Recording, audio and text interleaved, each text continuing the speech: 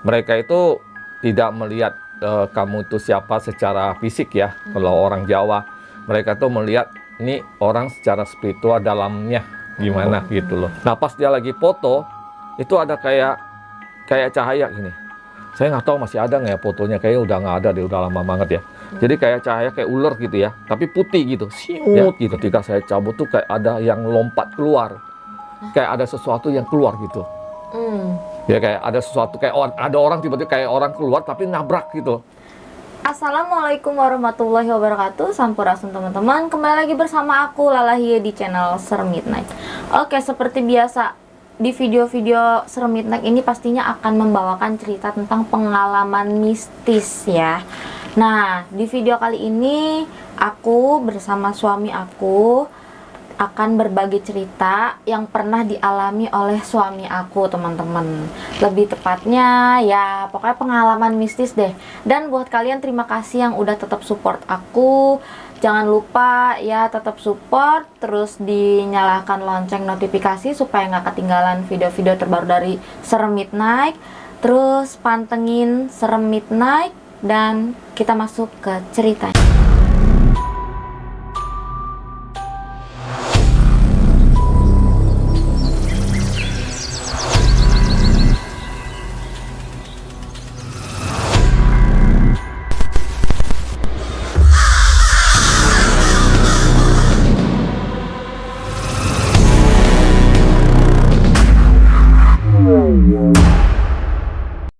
Oke teman-teman, nah suami aku sudah berada di samping aku, anjay.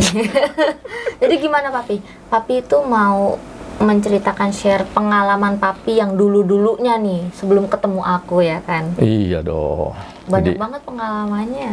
Tuh. Nah terus di video kali ini Papi mau share yang tentang apa nih?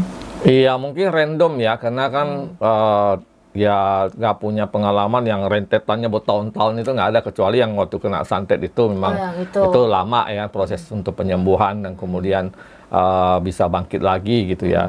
Tapi ya di dalam perjalanan itu kan ada misalnya waktu saya ikut pelatihan energi, metafisika, tenaga dalam dan sebagainya gitu ya.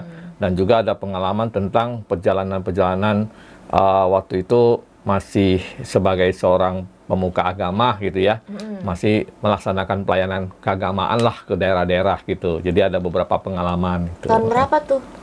Ya masih tahun 2000-an ya, tahun 2000-an ya. Kalau tahun mungkin udah banyak yang lupa ya. Tapi ya mungkin kita cerita random-random aja lah ya, yang berkesan-berkesan aja gitu. Ya udah, boleh dilanjut Pak. Iya. Jadi ada satu pengalaman yang cukup menarik sih sebenarnya. Jadi waktu itu kebetulan saya masih sebagai seorang istilahnya pendakwa ya kalau di Islam sekarang ya. Kayak kalau di Buddha dulu, karena saya dulu kan masih di agama Buddha, jadi disebutnya tuh Dharma Duta atau penceramah ya gitu ya. Ya pendakwa lah kalau di Islam gitu ya. Bukan Ustadz.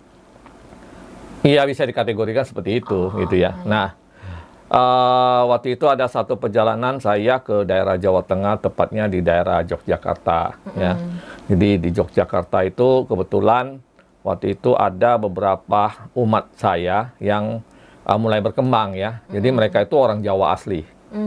Jadi orang Jawa, bukan orang Cina ya, bukan orang Chinese gitu. Jadi mereka itu orang Jawa, tapi kebanyakan mereka adalah penganut kejawen. Ya, kejawen, dan mereka tertarik dengan ajaran Buddha. Dan kemudian mereka mengikuti istilahnya wihara saya gitu ya.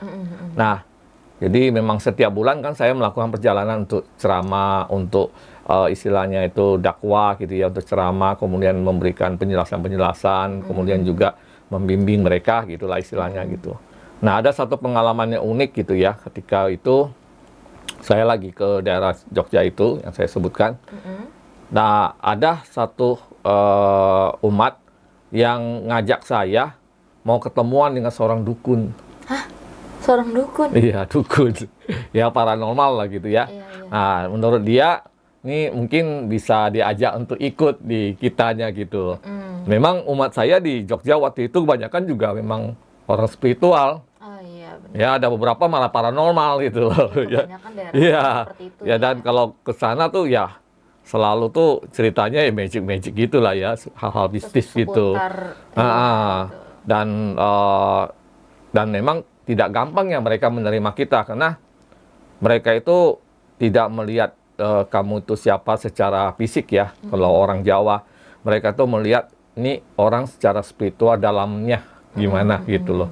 Jadi kalau misalnya ada beberapa rekan saya yang ke sana itu malah dicuekin gitu. Kenapa itu dicuekin? Iya, karena mereka lihat ini orang kosong gitu. Oh, jadi kayak Ah, maksudnya orang sana tuh nge-scan kita. Oh, ternyata nah, nggak jadi bisa nih, ini gitu. orang mah ngomong doang gitu. Maksudnya nggak ada isinya gitu loh, istilahnya Iya. gitu ya. Jadi mereka itu nggak mandang gitu istilahnya, ya kan. Nah, ya kebetulan saya datang pada saat itu dulu karena saya juga sebagai pimpinan wihara gitu ya waktu itu. Dan ya mereka cukup sangat welcome sama saya ya. Walaupun saya juga merasa saya nggak punya apa-apa gitu ya. Tapi selalu mereka akan konsultasi tentang hal-hal gaib sama saya gitu. Bahkan kadang kalau saya belum sampai ke sana ada yang bermimpi itu kadang. Ya kan, mimpi, Pak, saya 2 hari yang lalu saya mimpi Bapak datang ke rumah saya. Terus Bapak apa istilahnya ngelus kepala saya katanya. Hah? Saya juga bingung. Oh gitu ya? Ya udah gitu ya. Iya, mereka mimpinya begitu ya. Nah, aku bingung. Kenapa gitu kan gitu. Nah, terus ada beberapa yang begitu juga mimpi-mimpinya gitu. Yang aneh juga kan. Saya juga nggak tahu tuh penyebabnya apa. Nah, jadi ada satu ketika saya datang, terus ada yang ngajak saya. Yuk kita ke rumah si Anu nih ya. Anggaplah misalnya Anton lah ya istilahnya ya. Rumah si Ya, Anton. Nah, jauh nggak? Enggak, deket. Oh ya kalau deket ya nggak apa-apa, saya pikir gitu kan. Ya memang tugas saya gitu kan untuk istilahnya kalau ada orang yang mau mengenal ajaran yang saya bawa, ya udah saya pergi gitu kan gitu. Nah, ya udah dong lakuin perjalanan pakai waktu itu naik apa ya? Mobil ya, itu mobil kayaknya ya naik mobil dari umat gitu. Setengah jam kagak nyampe. Masih jauh Pak, dekat. Wah, ini orang setengah Bagi jam dia nggak deket nyampe kali ya. Pi, Ya gitu. kan? Ini berapa jauh? 1 jam belum nyampe. Makin lama jalan makin sempit. Jadi banyak hutan-hutan, banyak Iya, kanan kiri kanan pohon-pohon ini, besar ya kan? gitu ya. Ini kemana ini? Udah 1 jam? Enggak, emang masih jauh? Enggak, dekat kok Pak. Itu cuma paling sebentar lagi. Sebentar lagi 2 jam udah lewat, kagak belum nyampe juga. Ini sebentarnya itu berapa jam sih gitu kan. Akhirnya nyampainya udah hampir sore lah ya, kira-kira tuh udah jam 3-an gitu ya, baru nyampe gitu. Jadi perjalanan hampir sekitar 3 jam gitu. Katanya yang bilangnya sebentar gitu ya. Tahu segitu lama nggak mau saya. Habis waktu kan karena waktu saya untuk kunjungan di Jawa itu kan nggak tahu panjang waktunya ya. Jadi kalau habis cuma 1 perjalanan doang kan ya Capek gimana ya. gitu ya. Ya udah sampai ke sana. Terus kita masuk, biasalah orang Jawa ya, teman-teman yang Jawa ya pada ya apalah sapa-sapa gitu ya, segala macam dalam bahasa mereka ngobrol dalam bahasa Jawa. Terus rumah dukun ini ya kecil sih ya, cuma 1 lantai, jadi kayak rumah ya umumnya desa gitulah ya, cuma papan gitu segala macam. Ya udah kita masuk, depannya tuh kan ada kayak maksudnya ada tempat ruang tamu ya, gitu. kayak ruang tamu gitu. ruang tamu. Ya udahlah duduk di atas tikar, ngobrol dulu lah biasa ya. Ngobrol, ngopi itu udah ya. Kalau biasa Orang yang kampung. bapak-bapak. Gorengan gitu. Ya kan. Nah, terus dalam ngobrol-ngobrol itu terus teman saya umat saya memperkenalkan saya dong, ya kan. Nih pimpinan kita nih dari Jakarta gitu ya. Namanya ini gitu. Oh iya. Orangnya cuma ya gitu doang. Ya, saya coba ya salam kenal, nama saya ini gini-gini kan. Saya kebetulan ke sini gini-gini gitu. Gitu-gitu aja gitu. Orangnya ya sambil ngerokok gitu. Wah, aku pikir dalam hati ini mau ngomong apa nih orang ngomongnya begini doang gitu kan. Cuman ya. ya. Iya, maksudnya gitu. Sombong amat apa sombong gitu ya atau Nggak tahu lagi di-scan apa papinya. kitanya gimana gitu kan. Terus ngobrol-ngobrol. Terus gak lama waktu saya lagi duduk, saya kebetulan tuh rombongan dari Jakarta itu bertiga kalau nggak salah ya. Jadi ada rekan saya 1 orang almarhum, kemudian ada juga 1 lagi ibu-ibu almarhum juga ya. Oh, udah pada almarhum. Iya, ya terus kita duduk kan di situ. Terus berapa orang ya? Kira-kira ya mungkin 6-7 orang lah gitu. Terus ya dia ngobrol lah dalam bahasa Jawa. Saya juga gak gitu ngerti ya mereka ngobrol apa gitu ya. Tapi ya dia sekali-sekali ngeliat ke saya, sekali-sekali ngeliat ke saya gitu kan. Udah tuh ya awalnya tuh suasananya awalnya tuh adem-adem aja kan, namanya di desa gitu kan. Belakang dia juga kayak sawah-sawah hutan gitu kan. Enak lah. Pokoknya enak lah. Terus lama-lama hawa makin lama makin panas gitu ya. Kenapa Sampai itu? keringatan, kucuran keringatan. Saya pikir, wah nggak enak banget nih hawanya. Padahal udah makin sore kan. Kita nyampe jam 3-an kan udah makin sore. Harusnya nggak terlalu panas atau apa. Tapi di ruangan tuh ya makin lama kok makin rasanya panas gitu ya. Segala macam. Terus mereka asik ngobrol sendirilah. Saya juga kadang-kadang cuma nimpalin aja kalau ada yang ditanya ya tentang ajaran sebagainya gitu. Terus ya udah ada teman saya ngambil kamera tuh. Dulu kan masih ada kamera yang kecil gini ya. Kamera kayak Kodak gitulah ya. Kodak film gitu ya. Iya, masih pakai cuci film Iya, gitu iya, ya. tahu. Nah, belum belum handphone kita belum ada yang kayak gini gini-gini lah lah ya. Terus saya udah foto-foto lah ya, di antara pertemuan kita ada foto-foto. Nah, pas dia lagi foto itu ada kayak cahaya gini. Saya nggak tahu masih ada nggak ya fotonya, kayaknya udah nggak ada deh, udah lama banget ya. Jadi kayak cahaya kayak ular gitu ya, tapi putih gitu, siut gini. Kayak siluet ya. kan? Siluet gitu, tangkap gini Karena kan. kan kalau yang di Kodak film itu dia masih sketsa warnanya ya. Iya, kan dia ada layarnya. Jadi kan kita bisa putar buka kan. Teman saya bilang, ih ini apaan ya? Dia ketunjukin saya. Saya, ih kayak ular ya, saya bilang gitu kan. Terus yang punya rumah cengil-cengil tuh kan, ketawa-ketawa gitu kayak cengil-cengil gitulah.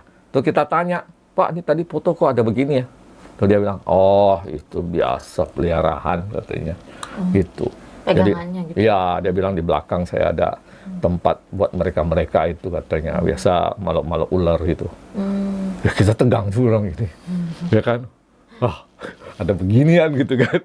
Udahlah, karena waktu itu saya juga tidak terlalu pusing hal gitu ya, penting kan tujuan saya apa gitu kan. Cuma suasana memang makin panas, akhirnya udah kita kena waktunya udah cukup, terus kita doa ya. Jadi kan kalau di agama Buddha kita ada baca parita istilahnya, atau kayak di Islam tuh ngaji gitu ya, kayak baca Quran itu. Jadi kita ada bacaan, terus saya mimpin ya, saya paling depan, terus kemudian ngadep lah kayak ya kena ya tembok gitu aja gitu ya. Terus saya saya bawa barang-barang sembayangan juga kan, taruh bel lah segala macam, lilin, dupa gitu ya.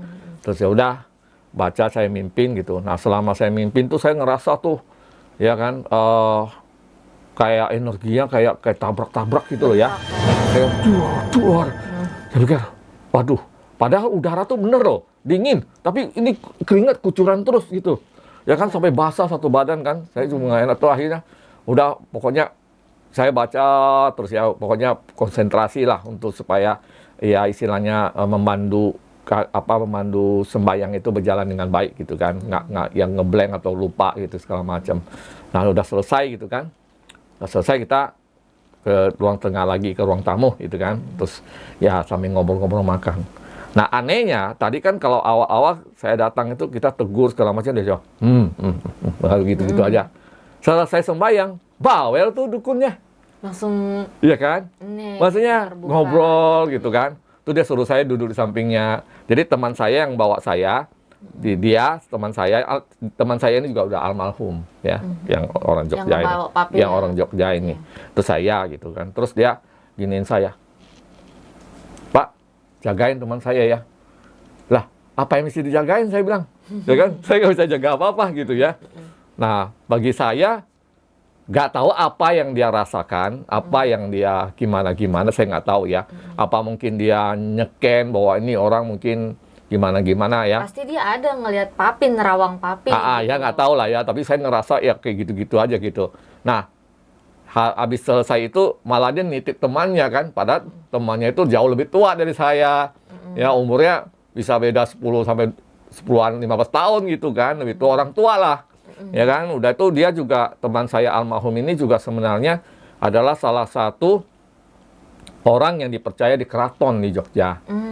Jadi karena dia orang Kejawen kan, jadi biasanya kalau ada upacara nih kan, kalau keraton sering adain ritual gitu ya.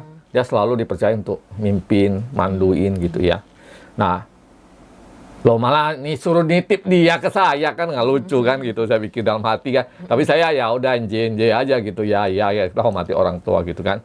Terus dia ketawa-tawa tuh, beda dengan awal-awal tadi gitu, senyum-senyum gitu ya. Tuh ketawa-ketawa, senyum gitu ya, pokoknya gitulah. Nanti lain kali kalau ke Jogja jangan lupa ya mampir lagi gini-gini. Udah kayak cair gitu ya. Iya, yang tadi suasananya canggung atau iya jaim gitu. ya. Nah kan saya bingung, ini orang sifatnya beda banget dengan tadi awal ya. Oh, saya juga kaget juga gitu kan. Kenapa gitu kan? Ya udahlah, positive thinking aja. Mungkin dia berasa bahwa kita bisa dipercaya. Mungkin ya awal-awal kan datang belum kenal gitu ya. Ya udah gitu kan.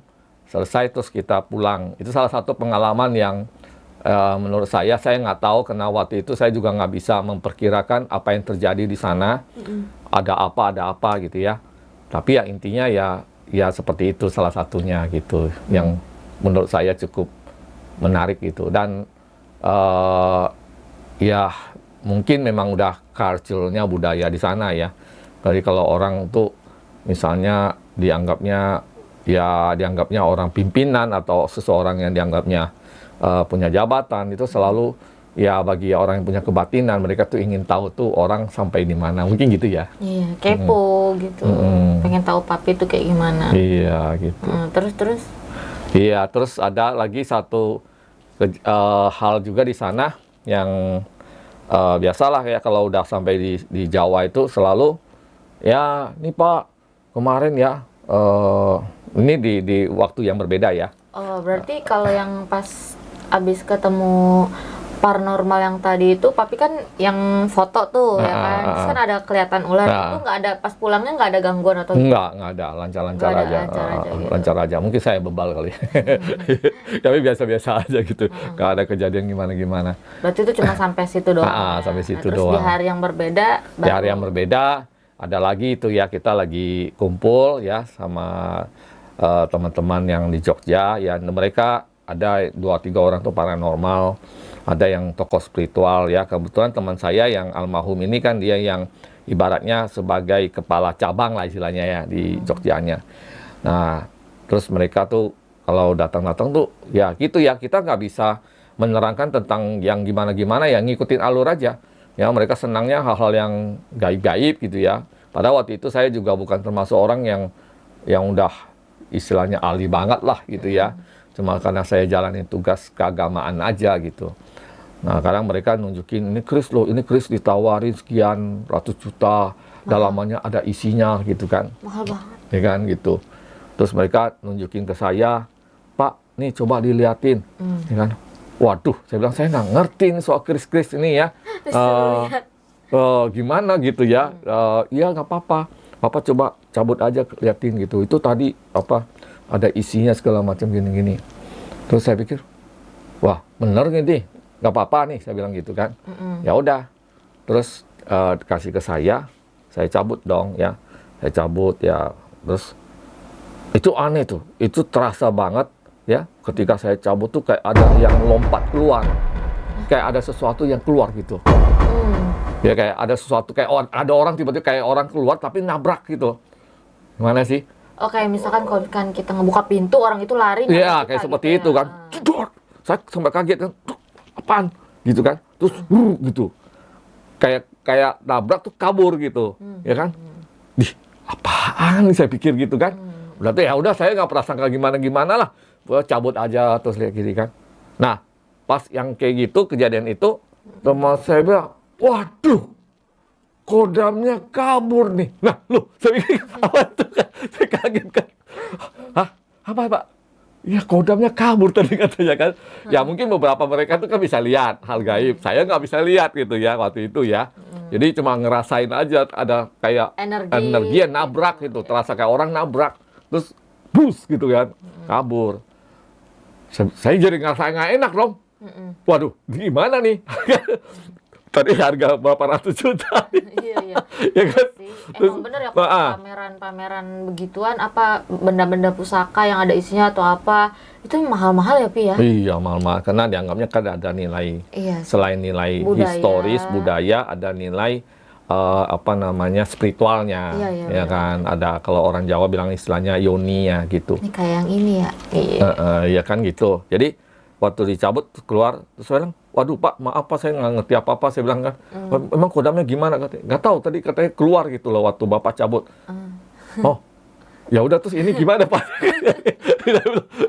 Dia bilang ya udah nggak apa-apa, mungkin nanti balik lagi kali katanya gitu kan. Waduh, saya bilang saya nggak tahu deh, gitu kan. Nah, semenjak itu saya otomatis saya agak ngeri nih kalau orang-orang suruh Megang. liatin, megang. Saya nggak tahu ya, maaf kata saya nggak tahu saya punya apa, tapi ada beberapa kejadian seperti itu gitu, ya kan, nggak tahu. Kayak misalnya jimat itu kalau pegang lama-lama kayak nggak ada isinya jadi ya gitu nggak ngerti Iya, juga jadi kayak kenapa gitu kasarnya kan. tuh kalau misalkan aku punya benda terus ada isinya, aku suruh papi pegang, papi tuh ibarat tangannya itu sebagai pembersih gak sih? Ya, itu nggak ngerti cleansing lah. gitu loh. Jadi apa ibaratnya benda itu yang ada isinya tahu-tahu menghilang. Jadi kayak bersih sendiri atau apa gitu Iya, loh. ada beberapa yang begitu kasusnya gitu kan. Saya juga nggak tahu kenapa gitu, tapi setiap kali itu sering yang seperti itu, ya kan. Ya nggak ngerti, padahal kita nggak punya niat apa-apa, ya nggak tahu apa-apa gitu kan. Ya udah gitu. Itu salah satu kejadian juga gitu. Terus kan papi pernah bilang nih yang kata di hotel daerah Semarang. Oh, ya. Jadi itu mungkin yang Semarang ya. Dan di Semarang waktu itu memang di kesempatan lain, karena pada sekitar tahun 2000-an, 2000 itu 2005, 2000, iya 2002, 2003 gitu ya. Itu sampai 2005 lah itu ya. Itu 5 tahun, 10 tahun lah ya. Itu pada waktu itu memang saya masih sering ke Jawa gitu ya. Semarang, Jogja gitu ya. Itu untuk apa? Ya itu untuk pelayanan. Oh, masih pelayanan. Ya pelayanan keagamaan. Nah, salah satunya tuh ke Semarang itu gitu.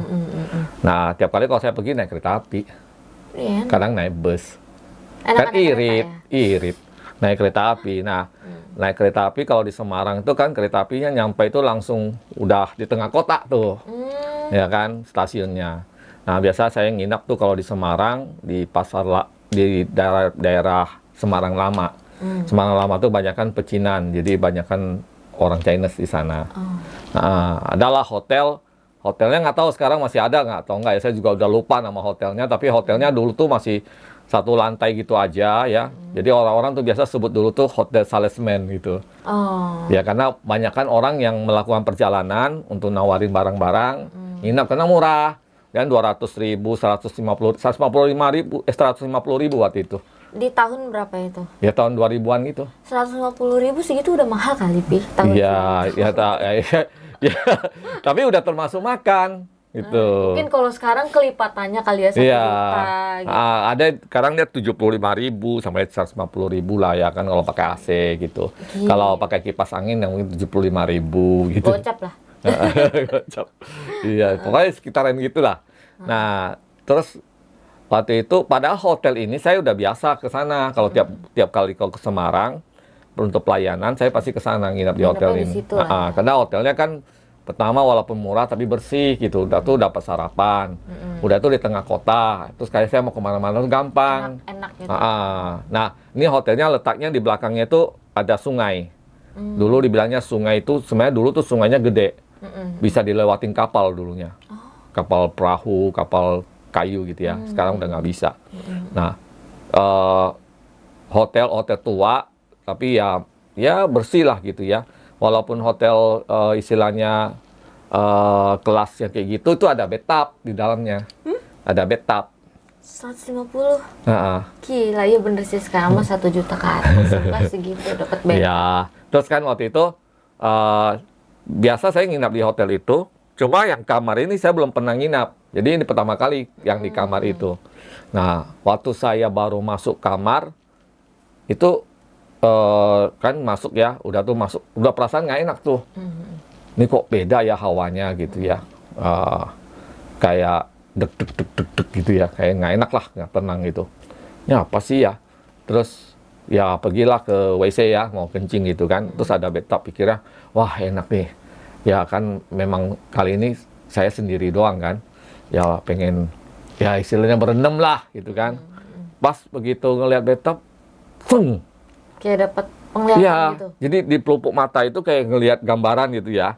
Itu di bathtubnya kayak ada perempuan, penuh dengan darah, terus kayak matanya kebuka gitu, kayak ya orang mati gitu lah, Iya. berdarah gitu. Terus itu apa, Bathtubnya penuh darah. iya sama- merah gitu kan. Iya. Saya kaget, itu cuma sekian detik doang sih, ya kan. Ih, apaan nih, langsung bubuk keringat dingin gitu kan. Iya. Ih, langsung merinding satu badan kan. Ini apaan sih? Kok ada beginian gitu kan? Saya pikir kan, akhirnya nggak jadi dah saya pakai bathtub selama tinggal di situ. Ya, Sayang pikir, banget ya. oh jangan-jangan ada yang meninggal kali di situ gitu kan, mikirannya gitu kan. Tapi saya nggak berani nanya sama orang hotel gitu kan. Terus ya udahlah, saya pikir yang penting ini pan cuma 2 hari doang gitu kan pikirnya. Ya udah. Terus malam itu biasa saya waktu itu dulu masih, kalau kebiasaan saya itu selalu malam hari kayak udah di atas jam 11 gitu pasti meditasi. Terus kemudian baca mantra ya. Terus pas malam itu ketika saya meditasi, saya baca mantra, itu hawanya nggak enak banget ya, banyak suara-suara gitu. Suara-suara ya, suara Dari kayak, kamar itu? iya dari kamar mandi, kayak kadang-kadang kayak nggak tahu tuh bunyi air atau apa, pokoknya kresek. Nanti di dalam kamar juga ada aja ya bunyi-bunyian gitu lah, tik tik tik atau apalah, pokoknya ada bunyian aja gitu. Pokoknya kayak ada aktivitas lah. Iya, terus gitu kan. Terus hawanya tuh panas minta ampun, padahal ada AC. Ya kan? Lengkap jadinya. Panas, keringat gitu kan. Saya pikir, wah ini nggak enak banget gitu kan.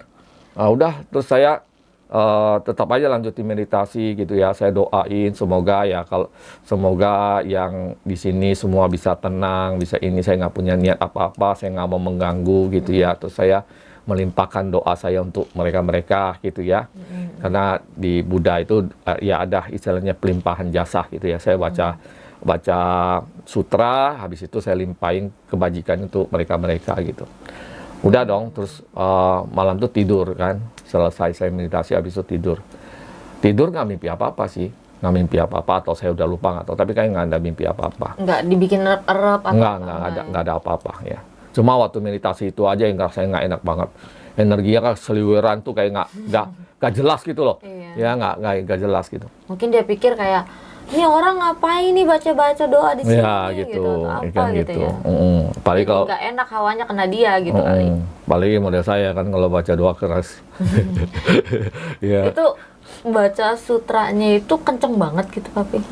Iya, nggak terlalu kan, saya berusaha pelan, takutnya ganggu orang yang lain gitu kan. Tapi setidaknya satu ruangan tuh pasti kedengaran kan suaranya kan gitu kan. Udah tuh kan belum pakai bel atau apa gitu. Bel apa? Yang kayak es itu teng gitu Iya, kan? ya semodel itu. Ya makanya kayak gitu. Semodel begitulah. Ya namanya lonceng gitu. Oh, lonceng. Terus ya udah tidur lah ya. Terus kayak besokan pagi saya kebangun, kayaknya belum pagi. Mungkin sekitar kayak bau subuh gitu lah ya, jam 4 atau jam berapa. Nah waktu saya bangun itu kan, karena saya kamarnya itu dapatnya 2 ranjang. Oh. Ya kan? Jadi ranjang saya tidur di sebelah sini, ini ada apa pintu di sini, kamar mandi depan sana, ini ada ranjang satu lagi gini kan. Jadi yang Nah, sebelah situ kosong ya? kosong. Nah, kalau misalnya kita tidur di sini kan kepala di sini nih, kaki ke sini. Kan kita bisa lihat kolong yang di sini dong. Kolong yang ranjang satunya lagi, ya kan pasti kelihatan. Kalau kita bangun miring itu pasti kelihatan. Karena kan agak jauh juga iya ya, kan ya. gitu. Nah, pas saya kebangun agak tengah malam itu kan subuh, saya kan lihat ke situ dong. Walaupun memang saya biasa matiin lampu, tapi masih ada lampu yang nyala dari itu, dia cukup jelas itu. Itu di bawah ranjang itu. Kaget saya kan, begitu saya lihat, saya langsung lompat. Apaan tuh kan? Apa itu? Aku ngelihatnya itu laba-laba. Hah? Laba-laba, tapi segede ini laba-labanya. Gede banget. Kaki-kakinya kayak berbulu-bulu gitu, kayak gede-gede lah. Iya, Tahu nggak kayak yang laba-laba. tarantula kalau orang iya, bilang, iya, tarantula, iya, yang itu. gede Gede gitu kan, banget itu. gede. Dalam hati saya pikir kan, waduh ini ada laba-laba segede ini kan. Saya nggak mikir itu gaib atau mikir apa kan. Pikir kalau laba-laba segede itu bahaya juga kan. Racun kan? Ya kan? Ya bukannya bisa jadi Spiderman. Ya pokoknya Ya kan? serem lah ya namanya pas baru bangun Terus tidur gitu. kebangun gitu kan, kebangun atau mungkin mau kencing kali ya. Terus kebangun itu lihat, ih apaan tuh, sampai saya melototin gitu. Jelas. Karena bulu-bulunya tuh kelihatan. Iya. Kan kakinya gede-gede nih. Iya. Ya. Terus ada bulu-bulunya. Bulu-bulunya kan kelihatan. Sampai saya perhatiin gitu. Pikir, ya apa saya salah lihat gitu kan. Akhirnya saya cari tuh. Saya turun ke ranjang itu. Saya lihat ke bawah.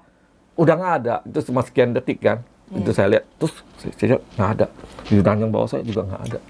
Semua nggak ada gitu. Aneh ya. Padahal itu jelas banget kelihatan. Tuh dia jalan gitu kan. Gila, saya bilang, ini laba-labanya segede tarantula segede itu gitu kan. Serem banget gitu kan.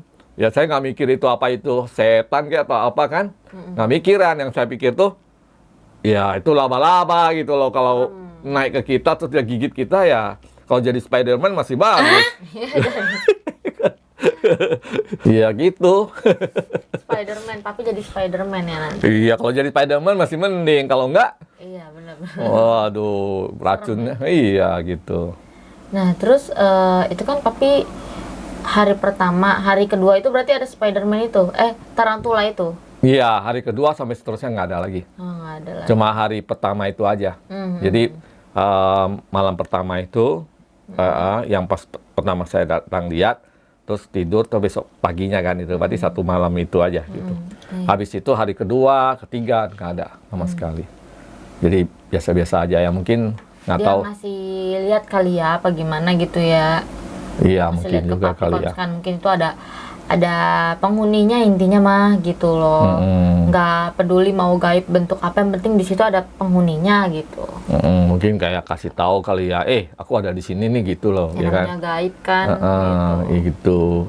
Padahal ya cuma ya tidak ada terlalu gimana-gimana sih, nggak bikin kita gimana-gimana ya. Maksudnya sakit atau gimana, mimpi buruk ya atau apa sih, enggak sih. Iya. Cuma ya itu aja bikin kaget aja gitu. Ya emang sih ya kalau dari yang ini mah, kalau dirasa-rasa gitu ya sama aku, kita kan kasarnya baru banget nyampe, terus capek, terus ngeliat bathtub tuh kayaknya wah enak nih, ngebayang pengen berendam, terus tiba-tiba dapat penglihatan gitu kan, jadi kayak down gitu kan, kayak yang takut, punya bayangan kayak yang anjir tiba-tiba lagi berendam ada yang nyelemin. Iya kan gitu Kayak kan? di film-film gitu. Kan kayak gitu kan, Iya, kayak di takutnya. film-film keluar tangan. Iya, ngerinya gitu. Iya. Terus yang laba-laba besar gitu kan, ya kita mana tahu, namanya papi kan di satu sisi kebangun, mungkin itu ya kayak antara sadar gak sadar tuh apaan tuh namanya.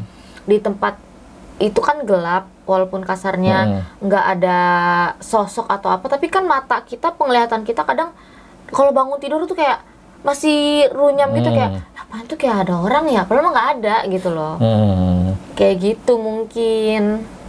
Begitu teman-teman. Iya, cuma nggak tahu lah ya, nggak pernah mikirin, ngebayang-bayangin tarantula, laba-laba sebesar itu buat apa coba? Iya, aku juga belum pernah nemuin kasarnya kalau memang ini siluman, laba-laba gitu, belum pernah. Gitu. Itu sih yang sampai hari ini tuh saya masih, kalau misalnya ngingat tuh masih jelas gitu loh, masih berkesan gitu, maksudnya pengalaman Selama waktu papi gitu. ya apa, mau mimpin itu. Gitu. Oke. Jadi kalau sekarang sudah mualaf.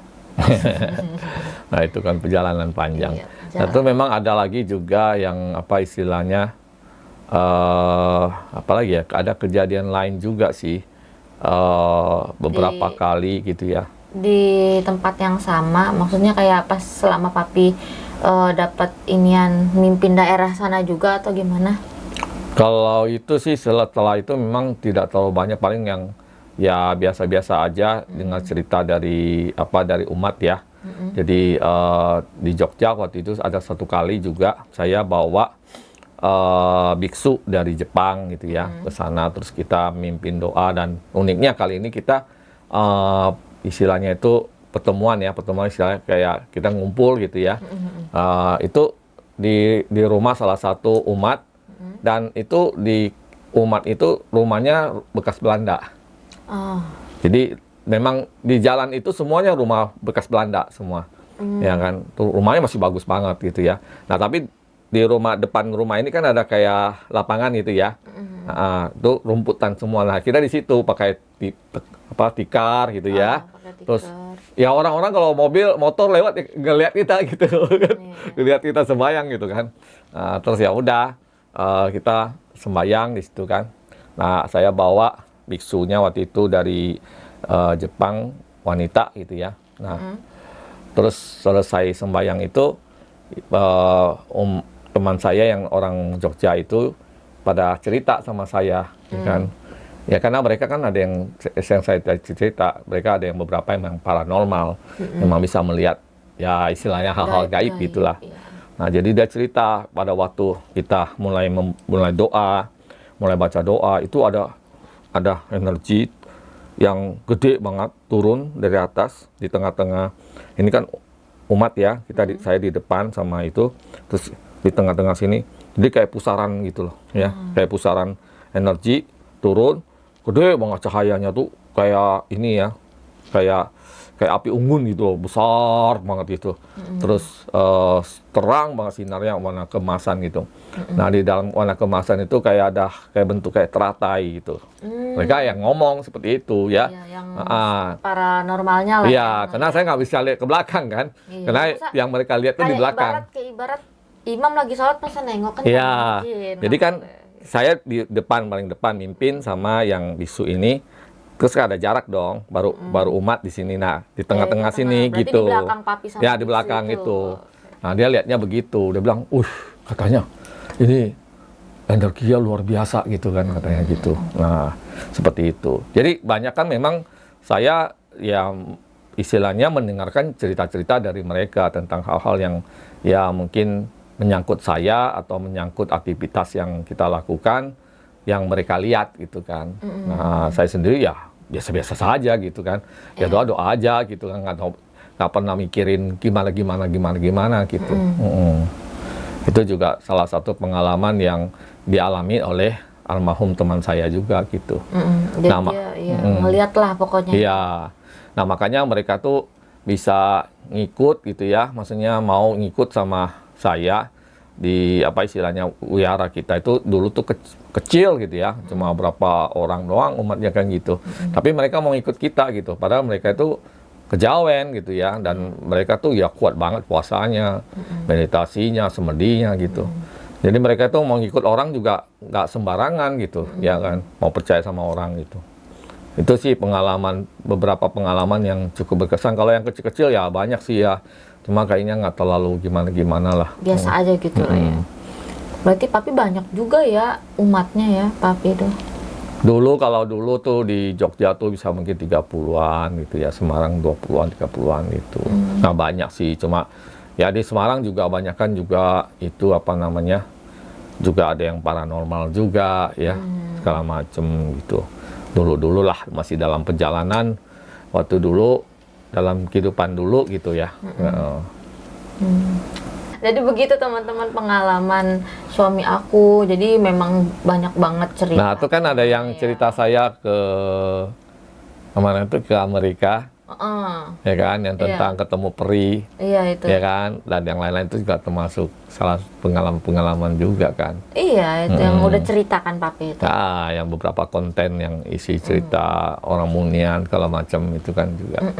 Iya, banyak banget pengalamannya papi sama kayak aku. Cuman kita jarang banget untuk mengekspos ya. Ya kita ekspos di tempat kita pribadi aja. Ada mungkin beberapa pengalaman spiritual yang tidak bisa kita ceritakan ke semua orang ya, karena itu adalah pembelajaran atau sesuatu yang harusnya menjadi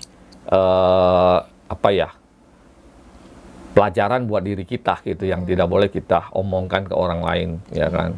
Jadi tidak semua pengalaman spiritual itu kita bisa ceritain seenak-enaknya kita kepada orang lain, karena ada pesan-pesan tertentu yang di dalam perjalanan kita gitu ya kan. Karena kalau kita ceritakan sembarangan mungkin orang bisa berbilang, ya halu nih, terlalu banyak ngecap nih gitu ya, bohong nih gitu loh. Jadi kita membuat orang lain malah menjadi fitnah gitu. Iya. Ya kan, betul nggak?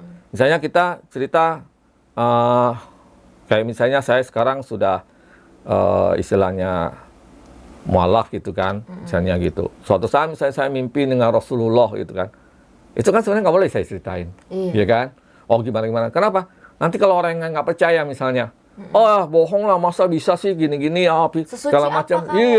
Iya orang kelakuannya apa sih gitu kan gitu. Nah terus berarti nanti malah menjadi nggak bagus gitu. Kenapa? Karena orang yang tidak percaya sama kita, dia melontarkan komen atau pemikiran yang negatif sama kita, ya kan?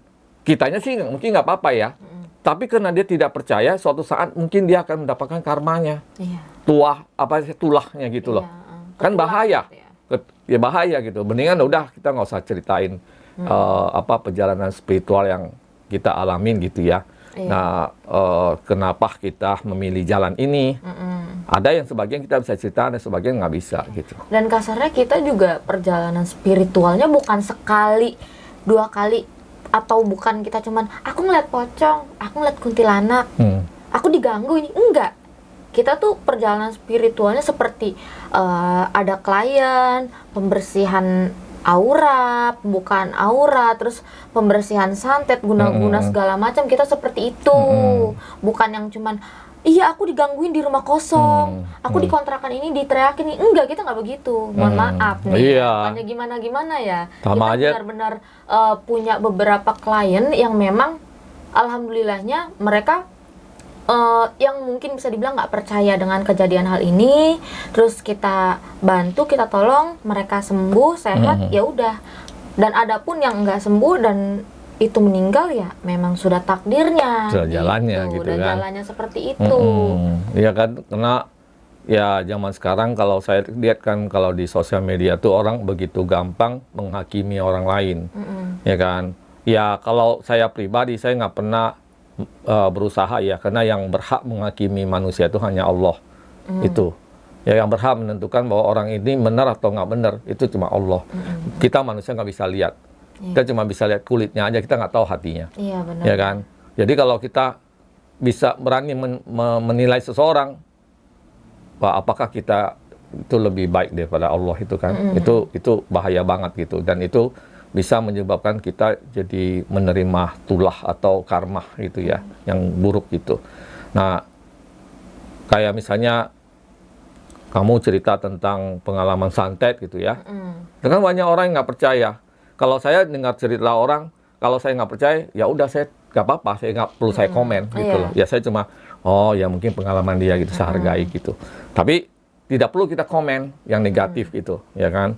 Kayak karena itu kan orang itu yang tahu gitu. Dan lagi juga kan, aku cerita pengalaman santet bukan menceritakan cerita orang, tapi aku di situ menceritakan pengalaman aku saat menolong keluarga yang kena santet. Iya, gitu. Makanya nggak hanya keluarga, ada beberapa narsum yang di konten-konten juga ada gitu loh, yang kita tolongin setelah konten ya, dan dia nggak minta untuk jangan di-expose ya kak, ya hanya shortnya aja beberapa gitu. Iya, jadi orang tuh kadang gampang sekali ya menilai, menjudgment atau menghakimi orang lain ya. Jadi kalau saya pribadi ya sebaiknya jangan itu ya. Itu juga bisa membuat kita rezeki kita seret, hidup kita penuh dengan hal-hal yang kurang baik ya. Nah, kalau bagus cuma kita doang, nanti kalau kenanya ke anak kita sendiri gimana, ya kan? Nah, lebih baiklah komen yang positif aja gitu. Jangan ya, nanti takut berbalik gitu loh. Iya, berbalik semua gitu. Nggak percaya gitu. Sudah gitu kan. Kan kitanya juga nggak maksa untuk percaya gitu. Kita hanya share pengalaman, cerita yang pernah kita alamin, bener-bener kita nggak bikin dari naskah, kita nggak nyontek gitu loh. Ngapain juga kayak gitu capek-capek. Iya, gitu emang dapat berapa? Ya kali kita cuma berbagi, kali aja pengalaman yang kita ceritakan itu berguna gitu loh. Iya, dan ada orang yang ternyata ada nih yang santetnya seperti ini, sukmanya diikat. Oh, ada juga yang seperti ini. Oh, ternyata cara untuk mengetahui sosok ibaratnya ini masih manusia atau bukan tuh seperti ini, kayak gitu. Iya, jadi ya ya belajarlah dari pengalaman orang aja gitu loh, jangan ini gitu ya.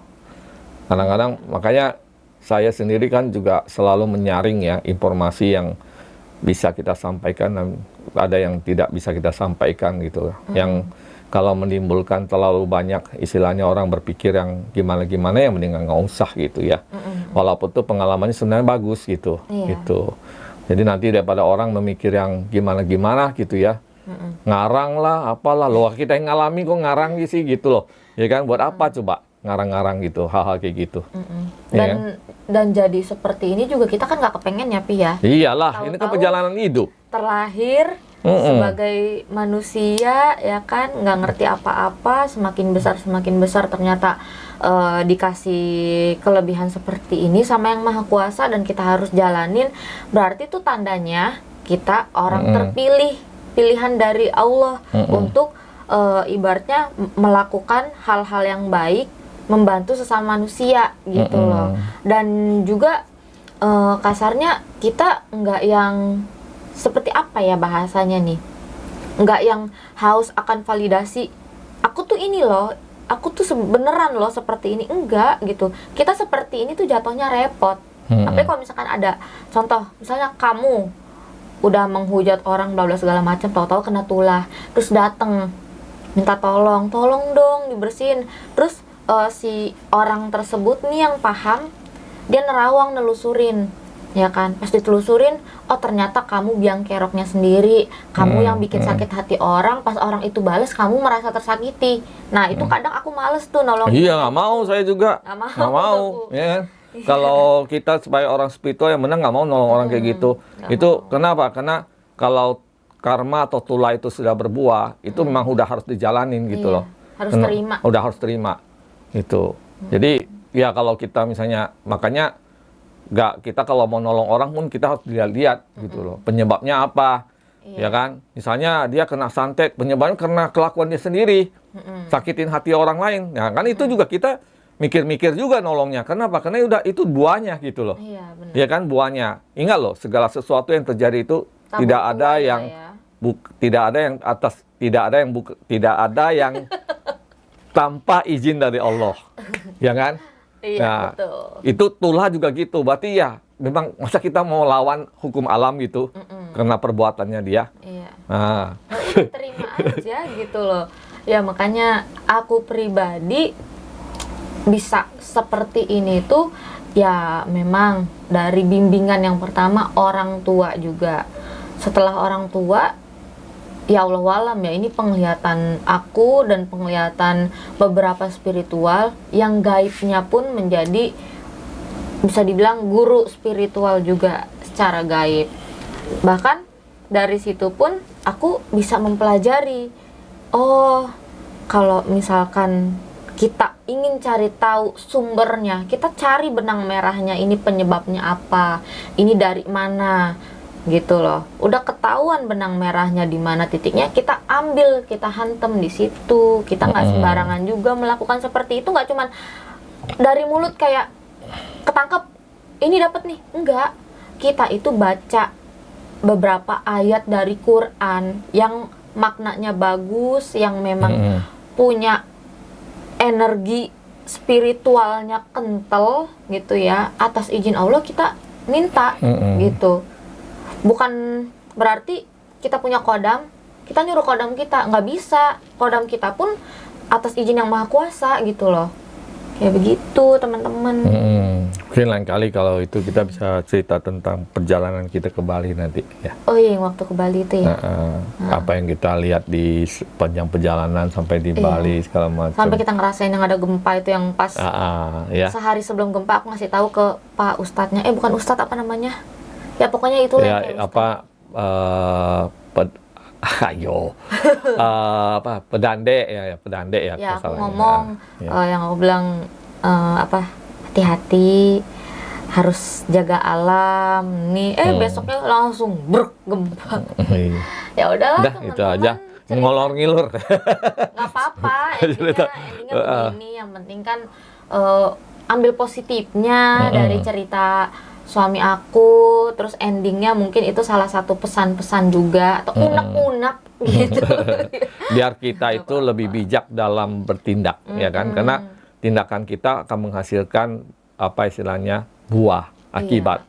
Ya, jadi kalau mau melakukan sesuatu berpikir dulu dengan matang sebelum melakukan. Nanti kalau udah berbuah, wah susah gitu. Kalau buahnya baik ya nggak apa-apa, enak gitu. Tapi buahnya buruk gimana? Iya. Intinya gitu ya, bijaklah sebelum Anda bertindak gitu, teman-teman. Oke, cerita dari suami aku cukup sampai sini. Buat kalian, terima kasih yang udah support Serem Midnight. Jangan lupa di like, comment, share, dan juga subscribe, serta nyalakan lonceng notifikasi supaya kalian gak ketinggalan video-video terbaru dari Serem Midnight. Yang mau share cerita pengalaman mistis boleh langsung aja DM ke Instagramnya Serem Midnight, atau bisa langsung WhatsApp aja, nanti di deskripsi ada. Atau mungkin yang memang sebagai pakar spiritual yang ingin berbagi pengetahuan ke sini boleh, karena kan apa yang aku tahu pasti belum tentu semuanya ada gitu. Jadi kita saling sharing aja, mau itu paranormal, dukun, segala macam boleh ke sini datang. Kita silaturahmi ya, Pi. Oke, sampai ketemu di video berikutnya.